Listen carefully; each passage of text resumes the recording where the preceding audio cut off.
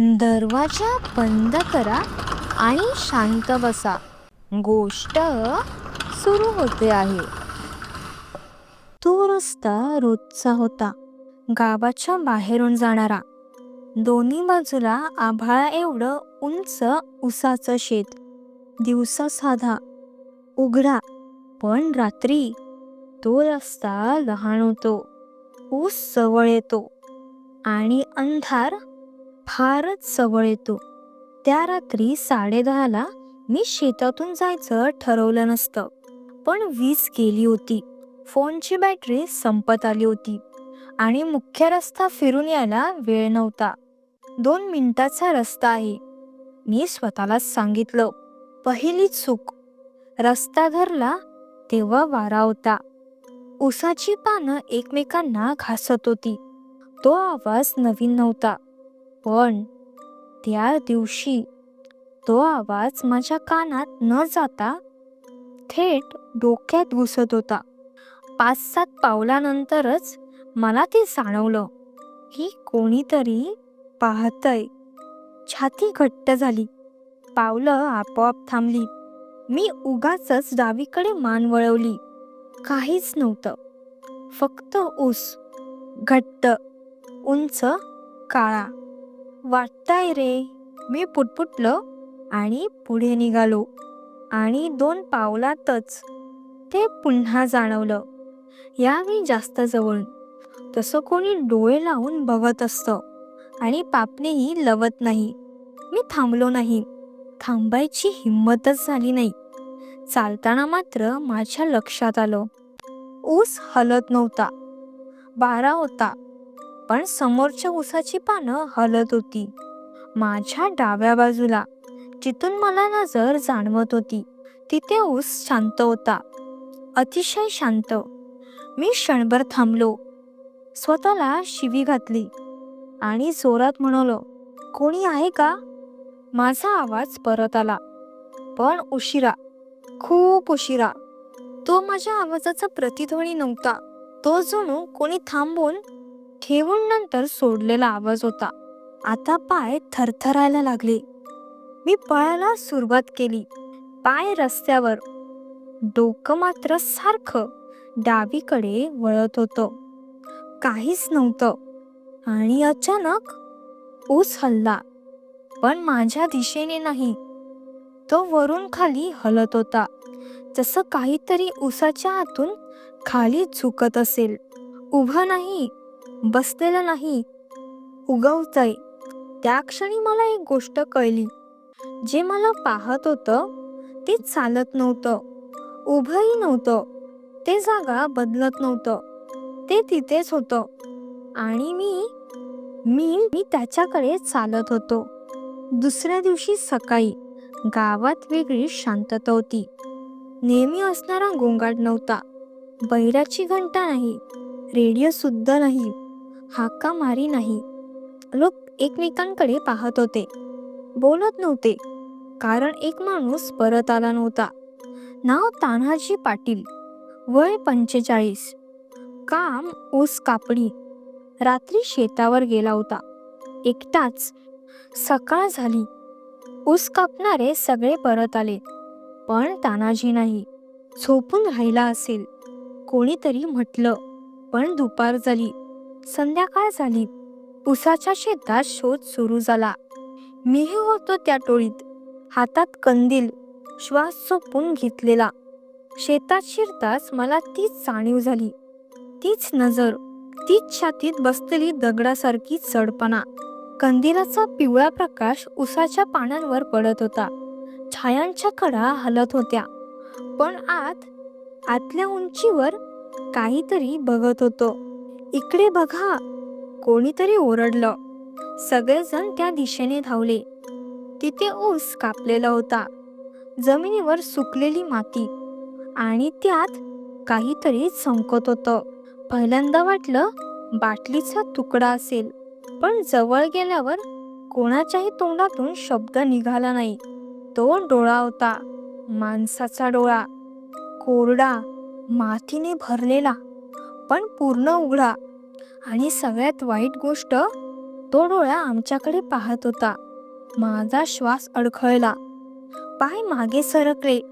डोळा काढलाय का, कोणीतरी कुजबुजलं. आणि मागच्या बाजूच्या आजोबांनी हळूच खूप जुना आवाज काढत म्हटलं, काढलेला नाही, पेरलेला आहे. हे ऐकताच सगळे गप्प झाले. मी त्यांच्याकडे पाहिलं. त्यांच्या चेहऱ्यावर भीती नव्हती, ओळख होती. हे आज नाही, ते म्हणाले, पण कोणी नाव घेत नाही. मी विचारायच्या आतच ते पुढे म्हणाले, पूर्वी, खूप वर्षांपूर्वी उसाच्या आत काहीतरी लागलं होतं. आत? मी विचारलं, भूत आहे का? आजोबांनी मान हलवली नाही. भूत उभं राहतं, ते म्हणाले. हे उगवतं. त्या क्षणी माझ्या कालच्या अनुभवाची आठवण झाली. वरून खाली हलणारा ऊस, जागा न बदलणारी नजर. थानाजी कुठे आहे? कोणीतरी विचारलं. आजोबा डोळे खाली घालून म्हणाले, पहिल्यांदा नेहमी एकच भाग जातो, डोळा. कारण पाहणं थांबलं की उरलेलं सहज जातं. त्या रात्री कोणीही शेतात राहिलं नाही. मी झोपलो नाही. कारण घरात डोळे मिटल्यावरही मला जाणवत होतं, कोणीतरी पाहतंय. आणि आता ते फक्त उसामधून नाही, ते जवळ येत होतं. तानाजी सापडला. पण सापडला म्हणजे मिळाला असं नाही. दुसऱ्या दिवशी पहाटे 4 वाजता. धुकं एवढं दाट की हात पुढे केल्यावर बोट दिसत नव्हती. शेताच्या आतून कोणीतरी ओरडल्यासारखा आवाज आला. ओरड नव्हता तो, ते दम धरून ठेवलेला श्वास सोडल्यासारखं होतं. सगळे गोठून उभे. कोणीच आत जायचं नाही, आजोबा म्हणाले. आज उचलायचा दिवस नाही. पण गावातले 2 तरुण डोक्यावर माजलेले, हातात विळा घेऊन आत शिरले. ऊस कापायला सुरुवात केली. पहिल्या विळ्याचा आवाज आला. दुसरा आणि तिसऱ्या वेळी विळा काहीतरी नरम लागल्यासारखं थांबला. अरे, माती आहे का? एक जण म्हणाला. पण माती नव्हती ती. तानाजीचा हात होता.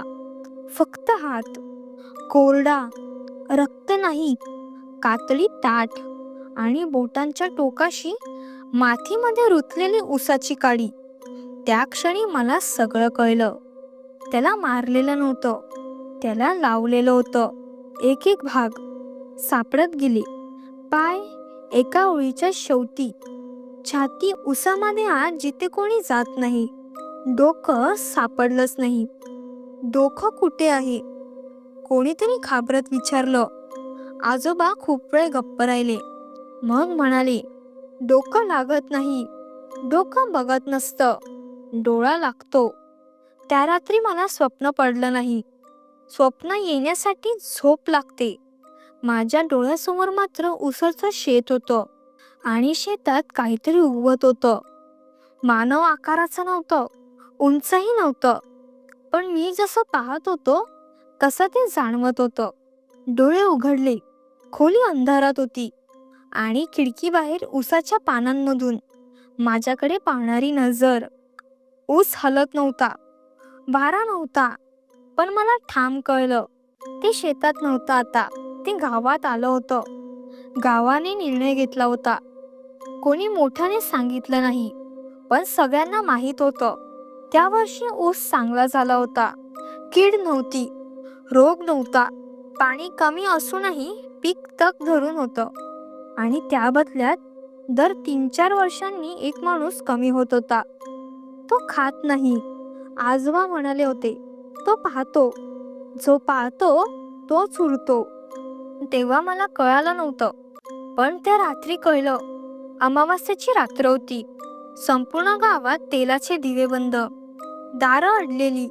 एकच नियम होता, कोणीही बाहेर यायचं नाही, कोणीही पाहायचं नाही. मला झोप येत नव्हती. कारण मला जाणवत होतं, आज पेरणी नाही, आज कापणी होती. माझ्या घराच्या मागे उसाचं शेत लागून होतं. आणि त्या दिशेने मला ती नजर जाणवत होती, जिची ओळख आता भीतीपेक्षा जास्त ओळखीची वाटत होती. मी खिडकीतून हलकेच पाहिले. आणि तेव्हा माझ्या अंगावर काटा उभा राहिला. उसाच्या मधून काहीतरी वर येत होतं, हळूहळू. पहिल्यांदा डोळे, मातीने भरलेले, ओले पण जिवंत. मग मान, मग छाती. तो माणसासारखा नव्हताच, तो मानवातून बनलेला होता. वेगवेगळ्या लोकांचे तुकडे, काही जुने, काही नवे. तो चालत नव्हता, तो वाढत होता. आणि तो थांबला थेट माझ्या घरासमोर. त्या क्षणी माझ्या डोक्यात एक आठवण चमकून गेली. आजोबांनी एकदा विचारलेला प्रश्न, तुला कधी वाटलं का तो सगळ्यांना का नाही येत? कारण जो त्याला पाहू शकतो तोच पुढचा असतो. माझ्या हातातून खिडकीची कडी सुटली. कटकन. त्या आवाजाने संपूर्ण शेत हलल्यासारखं झालं. आणि मग तो पहिल्यांदा माझ्याकडे पाहिला नाही. तो मागे वळला, शेजारच्या घराकडे, जिथे माझा लहान मुलगा झोपलेला होता. त्या क्षणी मला सगळं कळलं. तो डोळे शोधत नव्हता, तो वारस शोधत होता, जो पाहू शकेल, जो सहन करू शकेल, जो पुढे उगवू शकेल. मी जोरात ओरडलो, पहिल्यांदाच. आणि तेव्हा सगळं थांबलं. दुसऱ्या दिवशी सकाळी उसाचं शेत तसंच होतं. कोणी मेलं नाही, कोणी गायब नाही. पण आजोबा मला पाहून म्हणाले, चुकीचं केलंस. आता ते कळेल त्याला की कसं व्हायचं. आणि आज त्या घटनेला 15 वर्ष झाली. माझा मुलगा मोठा झाला आहे. तो कधी उसाच्या शेताकडे पाहत नाही. पण काल रात्री तो म्हणाला, बाबा, मला असं वाटतं ऊस मला पाहतो. आणि मला कळालं, तो उगवणारा कधीच मेला नाही, तो फक्त पिढी बदलतो. ऊसाच्या शेतात नजर अडकते, कारण ते बाहेरचं काहीतरी नाही, ते आपल्यातूनच उगवलेलं असतं. आणि एकदा पाहिलं की मग ते पाहणं कधीच थांबत नाही.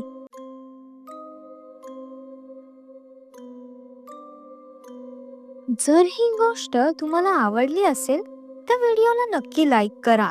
आणि अशाच भयानक गोष्टींसाठी माझ्या SG हॉरर स्टोरीजला सबस्क्राईब करा. पुढच्या रात्रीच्या थरारक प्रवासासाठी भेटूया. तोपर्यंत सावध राहा, कारण भीती सुरू झाली आहे.